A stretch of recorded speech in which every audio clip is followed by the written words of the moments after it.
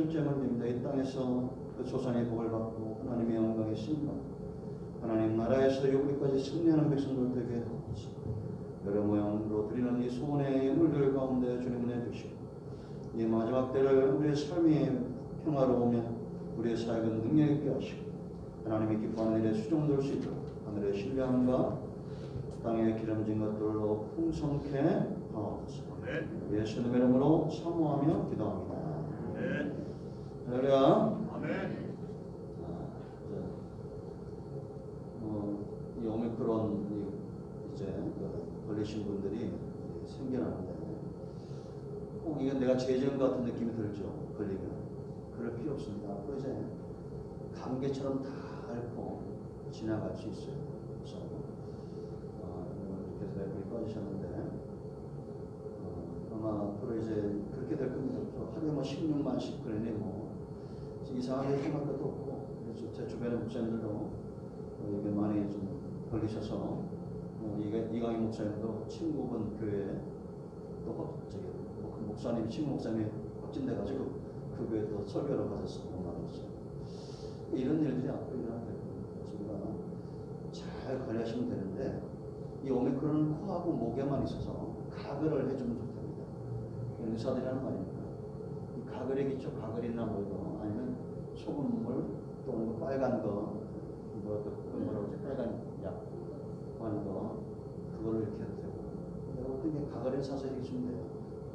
들어와서 저녁에 꼭 하시고 주무시고 아침에 일어나시고 자 이게 빨리 좀 안정될 수 있도록 기도해야 되겠고 나라가 참 요즘 시대에 이렇게 전쟁이 전면전이 일어난다는 게 희한하죠. 지금 러시아가 우크라이나를 침공했습니다. 전면전 그리고 좀 서방의 나라들만 뽑고 이게 계시록과 똑같아요. 또 이 러시아나 중국이나 북한은 또 러시아를 지지하고 이게 참 이렇게 마치 계시록이 우리 눈앞에 열려진 것 같습니다. 예수님이 곧 오십니다. 그래서 우리가 이런 영적인 이야기를 싫어하시는 분들 있지만 잘 준비해야 그래서 많이 기도해 주시고 이 땅에 이 겨울에 혼란의 때 재난이 일어나지 않도록 우리가 기도해야 되겠어요. 다른 것도 있습니까? 내일 모레가 3일절이라 옛날에는 우리가 뭐 금식도 하고 그랬습니다. 그런데 이제 우리 노회에서도 이런 좀 바람이 불어 한 끼 금식을 하자 우리 동참하더라고요. 여러분들도 우리가 좀 생각하시면서 기도하시고 여러분 우리가 독립을 위해서 수고하신 많은 분들이 있죠. 기억나는 이름이 있을 거예요. 안중근, 윤봉길 또 이런 많은 분들이 있는데 잘 알지 못하는 분을 오늘 제가 한 분 모시고 왔는데 이분은 제가 볼 때는 누구보다도 정말 헌신적으로 그렇게 요즘으로 치면 한 200억 이상 되는 돈을 독립자금으로 이렇게 하신 분이 이제 영상에 나올 겁니다. 보신 분들도 있습니다. 참 짧게 만들었는데 마지막에 외동딸이 쓴 시가 있어요. 그 시가 이게 그 시를 읽고 마음이 짠했습니다. 자, 한번 들어보세요. 김용환이라고 의성 김씨 김용환입니다. 라는 분인데 잘 모르죠. 처음 들어보는 분이죠. 근데 이제 한번 들어주시고. 일제시대 모두를 속인 타짜의 충격적인 비밀. 전국에서 알아주던 명문 가문인 의성 김씨의 종손 김용환. 그는 명문가의 종손이었던 만큼 경상북도 안동에서 손꼽히는 부자이기도 했는데요. 하지만 그는 이런 명문가의 종손이란 사실이 무색할 만큼 도박에 빠져 사는 도박 중독자였습니다. 당시 안동에서 노름판이 열리면 그는 빠지는 법 없이 항상 그 자리에 끼어 초저녁부터 새벽까지 도박을 하였는데요. 새벽이 되면 그는 항상 자신이 들고 있는 모든 돈을 걸고 마지막 판을 했어요. 그리고 이기면 그 돈을 챙겨 일어나고 지면 새벽 몽둥이야 하고 외쳤는데 그러면 주변에 숨어있던 그의 부하 20여 명이 몽둥이를 들고 나타나 판돈을 쓸어 담았다고 해요. 그러니까 일종의 사기 도박으로 그는 이기던 지던 판돈을 쓸어 담았던 것이었죠. 하지만 이렇게 이기던 지던 돈을 챙겨 일어나던 그는 이 시기의 도박으로 그가 상속받은 거의 모든 재산과 땅을 날렸는데 그 금액이 현재 기준으로 보면 약 200억 가까이 되는 돈이었어요. 이때 그의 가문의 다른 사람들은 집안 말아먹는 종손이 나왔다고 한탄하면서도 그가 종손이었기 때문에 집안이 망하는 것을 막기 위해 다시 돈을 모아 그에게 집과 땅을 사주었는데 그는 다른 사람들은 생각하지 않는 건지 그의 시댁에서 딸이 결혼할 때 장롱을 사라고 준 돈까지 몽땅 도박으로 탕진하였습니다. 하지만 이런 그에게는 아무도 알지 못하는 비밀이 하나 있었습니다. 1946년 60의 나이가 된 그는 임종을 앞두고 있습니다. 그리고 그의 곁에는 독립군으로 활동했던 하중환이라는 사람이 있는데요. 하중환은 그에게 말합니다. 이제 만주에 돈을 보낸 사실을 이야기해도 되지 않겠나? 하중환의 물음에 그는 대답합니다. 선비로서 마땅히 해야 할 일을 했을 뿐인데 이야기할 필요 없네. 그리고 이 말을 끝으로 그는 눈을 감습니다. 그렇습니다. 그는 도박으로 전 재산을 탕진한 것처럼 꾸몄지만 사실 그는 그 돈을 독립운동 자금으로 만주에 보내고 있었던 것입니다. 그는 과거 독립운동과 독립운동 자금 모금 등으로 3번이나 일본 경찰에 의해 체포당한 적이 있었는데 이때부터 그는 일본 경찰의 추적을 피해 독립에 기여할 방법을 찾게 되고 도박에 빠진 도박꾼 연기를 하며 자신의 재산을 탕진한 척 만주에 있는 독립운동가들에게 보냈던 것입니다. 그리고 그의 이야기는 1948년 하중환을 통해 세상에 알려졌고 그는 1995년 정부로부터 건국 훈장인 애독장을 받게 되었는데요. 명문가의 명예도 막대한 재산도 포기하고 주변 사람들의 경멸도 견디며 민족과 나라를 위해 힘쓴 그가 그의 공로를 인정받아 훈장을 받게 되던 날 그에게 원망이 많았던 그의 딸은 아버지에 대한 존경과 회환을 담아 한 편의 글을 발표합니다. 그럭저럭 나이 차서 16세에 시집가니 장손막 경서씨 운에 혼인은 하였으나 신행날 받았어도 갈 수 없는 딱한 사정. 신행 때 농 사오라 시가에서 맡긴 돈 그 돈마저 가져가서 어디에서 쓰셨는지 큰 업에 쓰던 헛놈 신행발에 싣고 가니 주위에서 쑥덕쑥덕 그로부터 시집살이 주눅들어 안절부절 새색시 오만간장 그 광경 어떠 알고 이 모든 것 우리 아베 원망하며 결란 시집 사느라고 오만간장 녹였더니 오늘에야 알고 보니 이 모든 것 저 모든 것 독립군 자금 위에 그 많던 전섭 재산 다 바쳐도 모자라서 하나뿐인 외동달 시가에서 보낸 놈과 그것마저 바쳤구나. 그러면 그렇지 우리 아베 참복 나으리. 내 생각한 대로 절대 남들이 말하는 바람코 아닐진데 우리 아베 참복 나으리. 나라를 위해 한 생을 바친 그는 독립운동가 김용환입니다.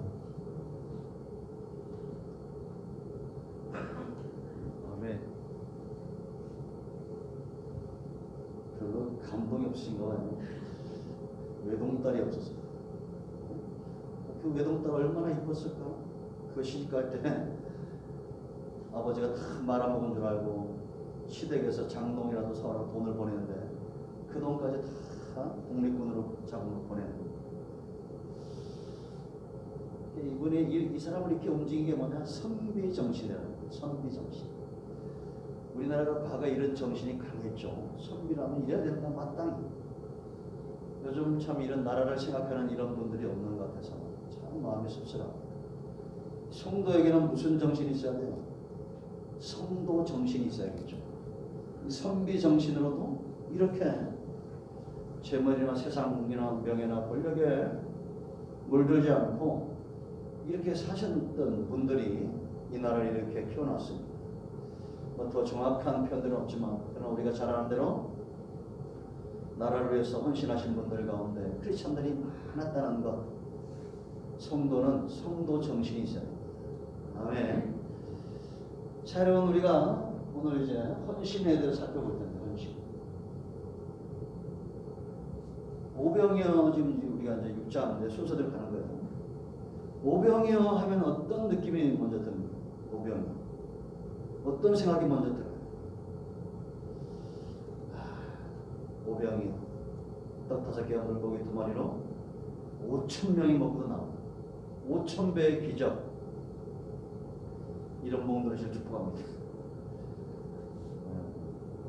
오늘 뭐 집에서 다들 아침 안 드시고 오셨어요? 반응이 시원찮네요. 너무 자주 들어서 그런가?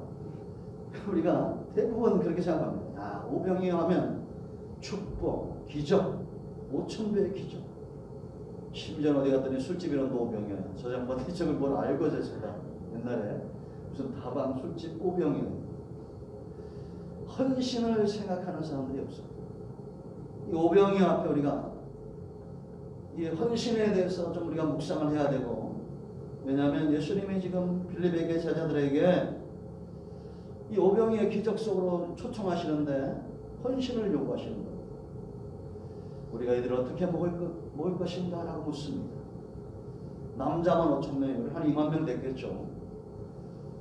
그럼 우리가 이런 엄청난 문제 앞에 설 때가 있습니다. 누군가는 헌신을 해야 돼요.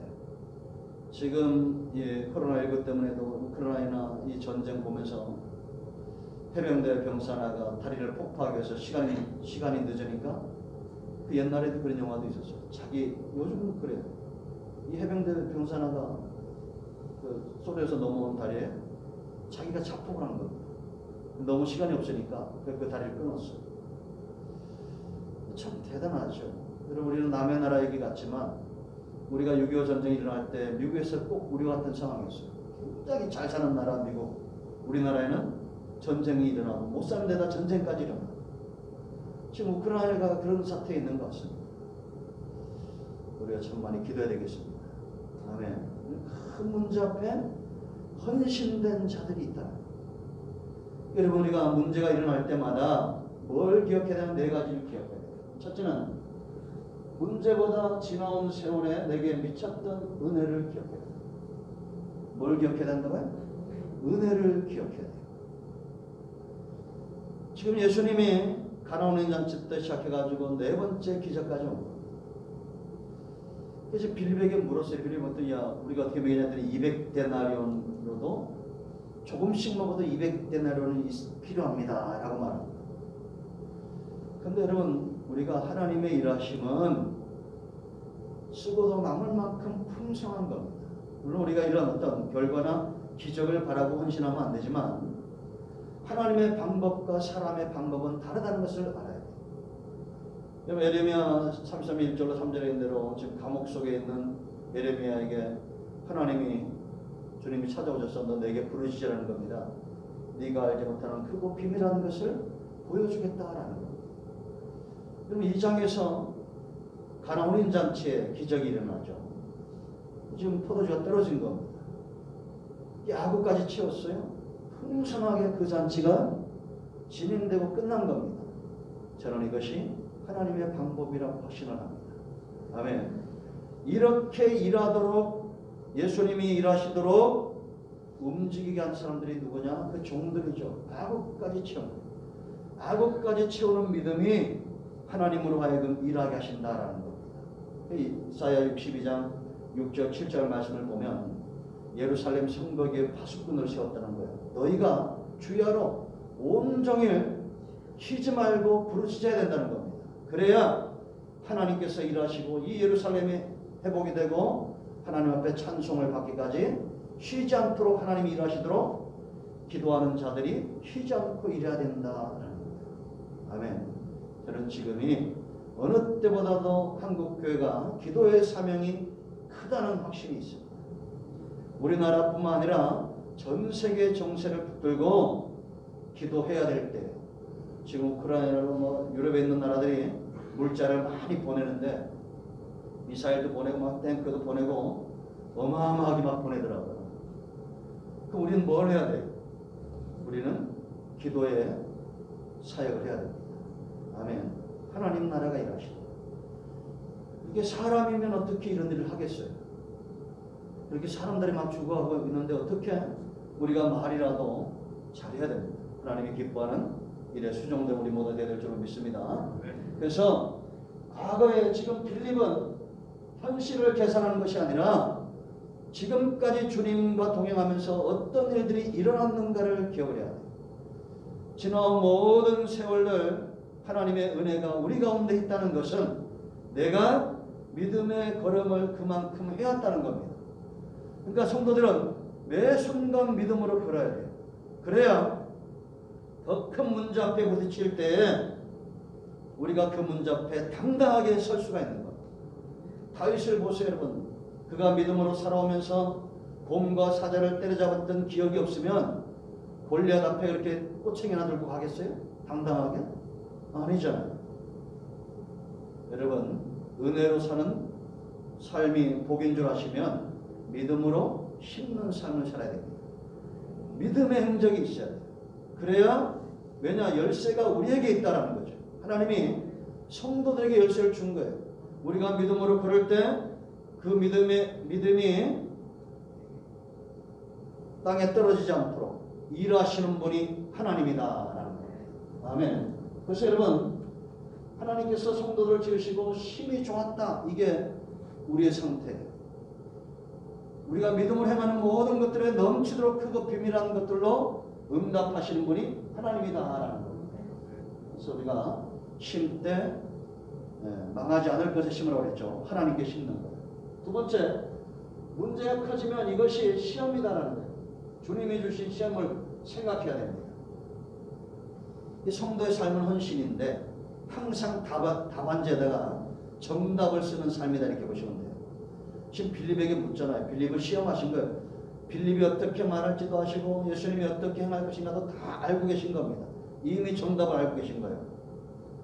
그러면서 이제 이 시험은 악의적인 것이 아니라 제자들을 성장시키기 위한 시험인데, 여러분 지금 계속해서 주님과 동행하면서 두 종류로 딱 나눠지죠. 믿음 있는 사람들과 주님을 해방하는 자들로 나눠져요. 이 사건 이후에도 제자들은 더 성장할 수가 볼 수가 있죠. 주님이 이렇게 물으실 때 빌립은 어떻게 말합니까? 200데나리 필요합니다. 이게 정답이 아니에요. 정답이 아니죠. 또 안드레는 여기 한 아이가 보리떡 5개와 물고기 2마리가 있는데 이것이 이 많은 사람에게 무슨 필요가 있겠습니까? 이것도 정답은 아닙니다. 그럼 우리는 어떤 정답을 써야 돼요? 주님이 우리에게 물으신다면 어떻게 해야 됩니까? 주님이 우리와 함께 하시니 능히 이 모든 일을 감당할 수 있습니다 라고 말할 수 있어야 됩니다. 아멘. 아멘. 우리가 만나는 모든 문제도 마찬가지입니다. 분명한 것은 여기 문제만 있지 않고 주님이 계시기 때문에, 예수님이 계시기 때문에 답을 쓸 수 있는 겁니다. 우리가 우리나라는 지금 직면의 대선 문제도 그렇고 저 러시아와 우크라이나 전쟁 문제도 그렇고 오미크론도 그렇고 이 앞에서 우리가 신앙적인 답을 가지고 있어야 된다라는 거예요. 아멘. 그래서 여러분 이제 내가 겪는 어려움도 마찬가지입니다. 우리는 어떤 문제가 오면 이것이 돈의 문제든지 사업의 문제든지 자녀의 문제든지 덜컥 내 답을 먼저 쓰려고 하는 성향이 있죠.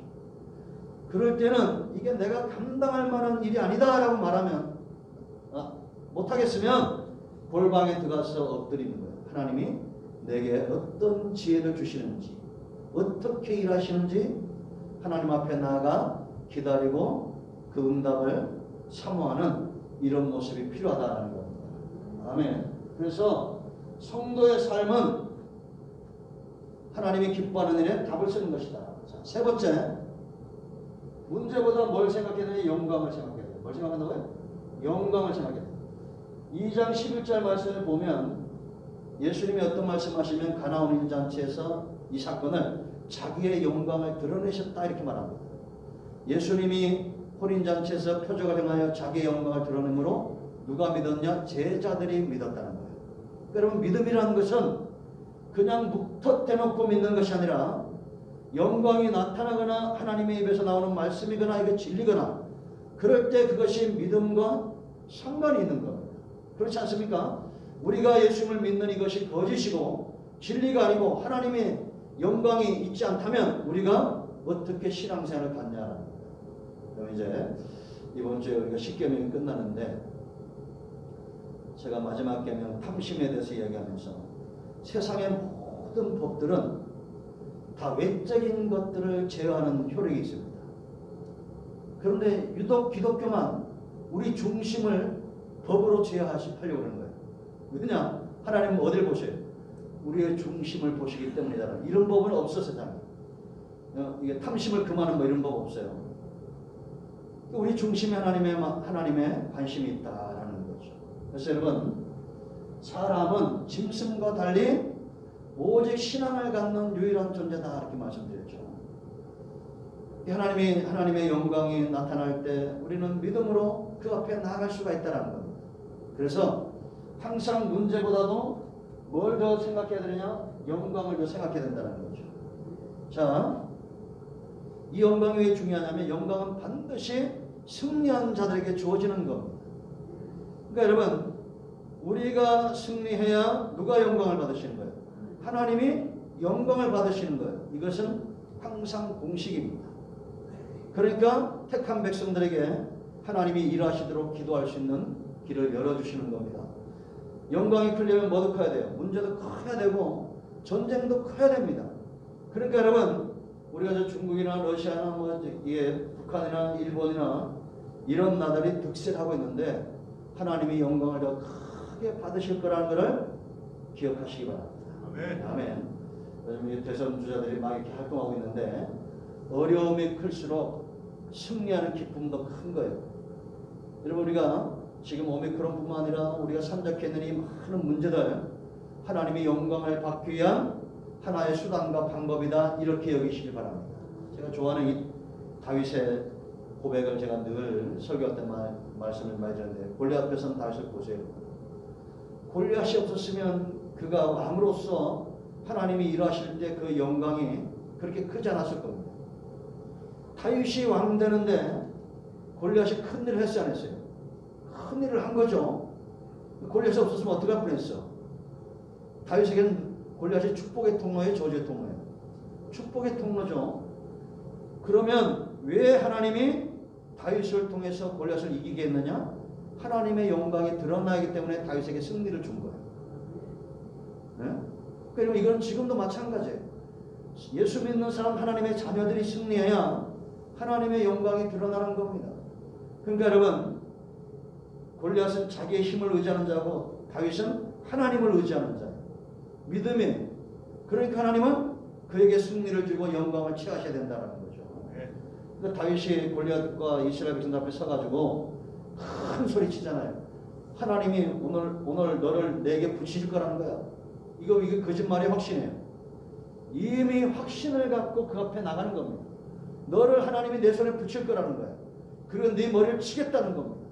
전쟁은 여호와께 속한 것인 걸 이 무리로 알게 하겠다라는 거예요. 이 무리가 누구예요? 블레셋뿐만 아니라 골리앗 앞에 떨고 있는 하나님을 향한 믿음이 식어진 사울 왕과 이스라엘 백성들을 말하는 거예요. 저는 이 시대에 한국 교회와 성도들 앞에서 다윗 같은 용장들이 일어나야 된다고 생각해요.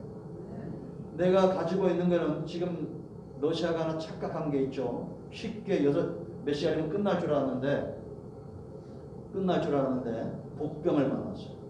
어제 기사에 떴더라고. 그 복병이 누구였어? 전에 있던 대통령이 소총을 들고 맨 앞에 나간 거예요.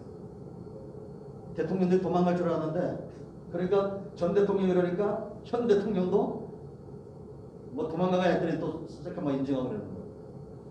참 그 나라 앞에 그 대적 앞에 선다는 거. 지금 우크라이나 러시아의 싸움은 골리앗과 다윗의 싸움과 비슷한 거예요. 그러니까 자꾸 이 사람들이 지금 한국에도 그 우크라이나의 모델들도 와 있고 뭐 연예인들 활동 막 하더라고. 참 요즘 사람들이 그래도 제가 좀 뿌듯한 게 그래도 나라를 생각하는 마음들이 있구나. 뭐 MBC에서 방송을 잘못하니까 우크라이나 출신 모델이 들켜면 안 된다고 아주 당당하게 얘기하고 또 전 세계에 흩어져 있는 그런 스포츠 축구 선수 이런 사람들이 돈 많이 벌고 자기 나라에 가지 않아도 너는 살 수 있는데 다시 그 나라로 돌아가고 우리나라에 왔던 사람 또 돌아가더라고. 그래 돌아가고 하는 그런 걸 보면서 참 이 사람들이 그러면서 뭘 의지하느냐? 국제사회 자꾸 의지하는 거, 호소하는 거. 이게 좀 도와달라는 얘기죠. 왜냐? 힘이 필요하기 때문에. 전쟁에는 반드시 뭐가 필요하냐? 힘이 있어야 돼요. 이기려면. 그럼 우리는 하나님을 우리가 아버지라 부르고 가장 강력한 우방인데 우리 속에 이러한 믿음이 있냐라는 거예요. 하나님은 반드시 우리를 통해서 영광을 받고자 하는데 가서 깃발 꽂아야 될 우리가 어떤 모습으로 살고 있냐라는 거죠. 저도 목사지만 참 이게 힘들 때가 있습니다. 믿음으로 나가면 기도하고 어려움에 처한 분들에게 걱정하지 말라고 이런 하나님이 함께 하십니다 이런 믿음의 말보다 그냥 인간적인 좋은 말로 위로하는 게 먼저 갈 때가 있어요. 인간적으로 좋은 말로 위로하는 거는 세상 사람들 누구나 다 할 수 있는 겁니다. 좀 단호하게 칼로 자르는 것 같지만 걱정하지 마세요. 하나님 일하십니다. 뭐 그런 것 때문에 염려하십니까? 믿음에 서십시오. 기도하십시오.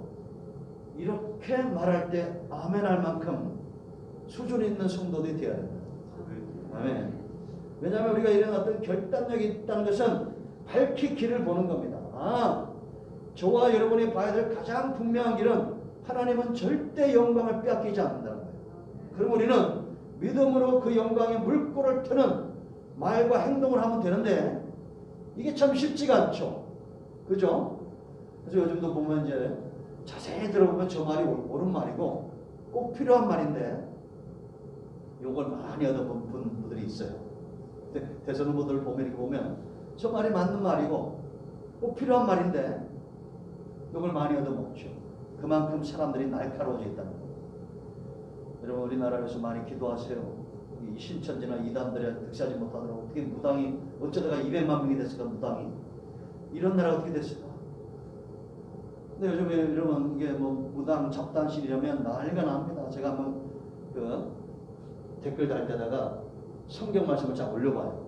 그 전에는 아멘이 많고 좋아요가 많은데 요즘은 안 그래. 뭐 기독교 막 욕하는 사람도 많고 이런 사람 엄청 많아요. 왜냐? 누군가 일어나서 다윗처럼 믿음의 역사를 이루어야 됩니다. 하나님의 영광을 먼저 걱정해야 돼요. 아멘. 그 네 번째 이 문제를 기회로 삼아야 돼요. 뭐의 기회? 복음과 구원의 기회를 삼아야 된다는 거예요. 여러분 오병이의 기적이 이제 다음 주에 또 한 번 얘기하겠지만 이 사건 이후에 수많은 사람들이 몰려들어요. 근데 66절 말씀 보면 많은 사람들이 떠나가요. 이 썩을 양식을 위해서 일하는 자들이. 근데 중요한 것은 다 떠나지 않고 그 가운데 믿는 자들이 있고 그 가운데 제자들은 믿음이 더 깊어졌다라는 겁니다. 그래서 68절 말씀 보면 베드로가 말하죠. 영생의 말씀이 여기 있으면 내가 누구에도 가오리다. 그 신앙을 주님을 향한 신앙을 온전히 고백하는 겁니다. 우리가 기적을 사모하고 하나님이 일하실 것을 사모해야 될 이유가 여기 있는 겁니다. 세상은 사람의 마음을 얻고자 자기의 능력을 씁니다. 교회도 마찬가지입니다. 사람들이 정말 마음을 돌이켜 교회로 돌아올 수 있을 만큼 이슈가 있어야 돼요. 하나님의 말씀이 능력있게 선포되어져야 되고 아멘. 이 말씀이 사람들의 심령을 쪼개는 그런 역사가 있어야 된다는 겁니다. 할렐루야. 요즘 이제 어떤 분이 이렇게 지나가다가 새벽 예배 하시냐고 해서 문자를 보내서 제가 제 번호를 주면서 등록하면 영상을 보내드립니다. 그분은 안 그러겠지만 새벽 기도를 안 하면 뭐 교회가 이상한 줄 알아. 그래서 제가 이게 계속 보냈어요. 영상 보냈더니 그저께는 저는 서울에서 새벽 기도 하니까 안 보내줘도 됩니다. 그러시냐고 감사합니다. 그래서 그분에게 이제 신뢰니까 우리 교인 같으면 뭐 뭔 소리야 들어 하고 보내지만 우리 교인 아니니까 알겠다고 한 거였어요. 그래서 제가 조금 뭐 낙심되진 않아요. 지금은 어떤 마음이냐면 168명이 보는데 누군가는 반드시 이 말씀을 듣고 회복이 될 거라는 확신이 있어요. 그 확신이 왜 생기는지 아세요? 제가 뭐 설교를 많이 하고 이거 많이 연구하고 이게 아니에요. 내가 출애굽기를 지금 수년을 했는데 또 하면서 새로운 것들이 먼저 내 가슴을 적시고 나를 회복시키는 거예요. 이런 은혜에 대한 체험이 있기 때문에 이건 하나님이 일하시겠구나. 반드시 또 누군가에게도 내가 체험한 이 은혜가 흘러가겠다라는 그런 확신 때문에 보내는 거예요. 아시겠어요? 그러니까 이런 게 은혜가 되는 거예요. 뭐 주석을 많이 보고 성경을 많이 읽는 게 아니라 읽을 때마다 다 이제 만약에 예를 들면 네 부모를 공경하려면 한 구절 읽고 또 이제 책도 보고 막 봅니다. 또 생각을 해요. 그걸 쫙 써놓고 영상을 녹음을 하면 그때 또 새로운 것들이 막 쏟아지면서 내 가슴이 뜨거워지는 거예요. 그러니까 이 은혜는 흐르게 되어 있다는 걸 확신을 해요. 그러니까 여러분들도 제가 다 보내잖아요. 최소한 한 명에게 보내야 돼요. 내가 확신하는데 하나님 앞에 갔을 때 책망 들을까 안 하시는 분들. 네? 이게 사람의 말이면 안 들어도 되는데 하나님의 말이라고 확신하면 여기 안 듣는 분 없죠? 매일 들으시죠? 안 듣는 분 있나 보네. 책망 받을 줄 알고 저게 데이터가 짧고 한 달에 10,000원이면 돼. 한 달에 10,000원이면 아주 넘쳐 그냥. 그러니까 다 들으세요. 듣다 보면 이 공시가 있죠. 귀가 바뀌고 눈이 바뀌면 중심이 바뀌고 이 중심이 바뀌면 입술에 나오는 권세가 달라지는 거예요. 우리는 이렇게 살아야 돼요. 여러분 우리가 복음을 위해서 수고하는 기회를 하나님은 절대 외면하지 않는다는 걸 아셔야 돼요. 우리가 문제 앞에서 이걸 통해서 우리의 복음의 기회를 삼고 하나님의 말씀에 수종드는 기회를 삼고 헌신하면 반드시 하나님이 결실하게 하신다라는 겁니다. 그럼 인도의 선교사 제가 영상에 올려놨지만 인도 선교사 하면 누가 제일 생각납니까? 썬다싱이죠. 열차를 타고 다니면서 우리나라도 저도 어릴 때 요한복음, 뭐 누가복음, 마태복음에 조그만한 책자들이 많았어요. 이게 전도형이에요, 전도형. 우리 집에도 많았는데 아마 이게 다 있는 분은 있을 거예요. 요한복음을 이렇게 조그만한 책자로 만들어서 이제 전천에서 전도를 한 겁니다. 전도하다 보니까 인도 같은 데는 힌두교를 믿잖아요. 그 악감정을 가진 사람이 있어요. 한 사람이 딱 봤더니 그걸 그 자리에서 보는 앞에서 아니 간 다음에 버리든지. 여러분 이게 기본이 안 되신 분들이 많아요. 저도 제 대선 후보 중에 아직 마음에 안 드는 사람이 있어요. 그래도 길 가다가 그 양반이 이렇게 주잖아요. 그럼 딱 받아가 고이 접어서 넣어놨다가 안 볼 때 버립니다. 아니 그걸 받아가지고 본 앞에 땅에다 되게 치는 사람 보고 이게 왜 이렇게 못된 사람들이 많은지 몰라. 아유 얼마나 수고에 추운데. 아유 수고하신다고 인사하고 잘 받았다 마음에 안 들면 그냥 센터에 버리고 버려. 예수 믿는 사람들이 이렇게 수확한 마음 가는지 몰라. 다 우리나라에서 잘해보자고 그러잖아요. 나는 대선에 4명만 나온 줄 알았더니 14명이더라고. 이게 뭐야, 현역 부통령이 14명이야. 그래서 내가 참 우리나라가 돈도 많고 잘 사는 나라보다 저 나오고 싶지 않거든요. 근데 이 썬다싱이 이렇게 전도를 하는데 그 앞에서 갈갈 찌가지고 창밖으로 던져버린 이 사람이 성질 나니까. 근데 하나님이 썬다싱이 이렇게 일하는 거 그 열매 맺도록 하셨겠어 안 하셨겠어요? 하필 그날 어떤 사람이 그 철길을 걷다가 쪽자리가 날라다니 받았는데 거기 요한복음 6장 생명의 떡이란 말이 딱 들어온 거예요. 하필 거기 아니라 하나님이 그 부분을 읽게 했겠죠. 요한복음 하필이면 요한복음 6장에 우리가 알고 있는 요한복음 6장에 나는 생명의 떡이란 말을 딱 듣고 생명의 떡? 이게 뭔 말인가 궁금한 겁니다. 이 양반이. 생명과 관계되어 있으니까 궁금한 거 아니에요. 물론 그런 궁금증도 하나님이 주신 거예요. 제가 경험상. 그 집에 가서 고민하다가 이게 성경인 줄 알고 가서 성경책 하나 산 거예요. 그 집에서 읽기 시작했어요. 성경을 읽다가 어떻게 됐겠어? 하나님을 만나고 회심을 한 겁니다. 그 요한복음 6장 보니까 생명의 떡이 나오네. 그 양반이 회심하고 예수 믿고 인도의 중부 지역을 책임지는 전도자가 됐어요. 이런 선교지에서 들려오는 이야기들은 너무 많습니다. 20년 동안 영국 선교사가 아프리카에 파송이 돼가 20년 동안 한 명도 전도를 못 해가지고 맨날 싸움 창 들고 다니는 사람도 있잖아요. 그래서 이제 돌아가야 되는데 돌아갈 때 너무 낙심이 돼가지고 성경책 안 가지고 펴놓고 간 거예요. 펴놓고 그냥 본국으로 돌아가 버렸어요. 영국. 근데 그 부족을 쳐들어왔던 부족이 보니까 뭐 책 같은 게 있으니까 가서 읽다가 회심을 해가지고 그 마을 전체가 예수 믿고 영국으로 거꾸로 전화해가지고 선교사를 보내달라고 하는 기적도 있었어요. 여러분 우리는 안 된다고 하지 말고 문제가 생기면 이것은 기회다라고 생각해야 됩니다. 구원의 기회 복음받을 기회다. 할렐루야. 성도의 헌신이 얼마나 귀한지 하나님이 일하시기 때문이다라는 것. 대통령도 귀하고 다 귀하지만 정말 이 땅에 귀한 사람은 누구냐? 하나님 앞에서 공의를 구하고 진리를 구하고 하나님을 두려워할 줄 아는 호람되고 신앙을 갖는 자들이다라는 것이. 우리 모두가 주님과의 헌신의 삶에 동행하기를 축원드립니다. 기도하겠습니다.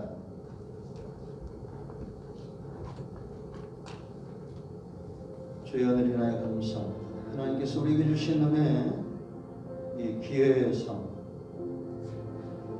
주님 오실 날이 멀지 않은 그러한 징조들이 우리를 보여주고 있습니다. 깨어 각성하고 근신하고 하나님이 우리에게 준 소명을 잘 감당하고 주님 닮아가는 그리스도의 정신으로 세상을 복되게 하는 일에 쓰임받게 하옵소서. 우리 큰아버지 수반 백성들이 곳에 있으면 땅때는 모든 복음적인 교회들 하나님 축복하시고 이 어려운 시대를 하나님의 기뻐하는 일에 수종드는 그런 삶을 살기를